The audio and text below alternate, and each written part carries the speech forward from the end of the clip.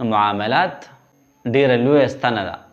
کله کله انسان 5 وخته منځونه کوي، تبلیغ لځي، جهاد لځي، ذکر او فکر کوي، دا ټول کارونه کوي، خو معاملات ټیک نه. دینه دا معلومیږي چې د دې انسان د دینی کارونو رخ هغه دین طرف ته نه دی. ما محمد رحم الله نه چا تاسو کو چیرې جی تاسو په تصوف کې کتاب ونه لیکو، دا ولې وجه څه ده؟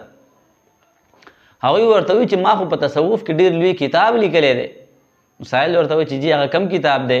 امام محمد رحمه الله ورته وایي ما کتاب البیوع لیکلی که نه؟ کتاب البیوع لین دین، اغستل خرڅول. کتاب البیوع دا د معاملاتو یو ډېر لوی کتاب ما لیکلی دی.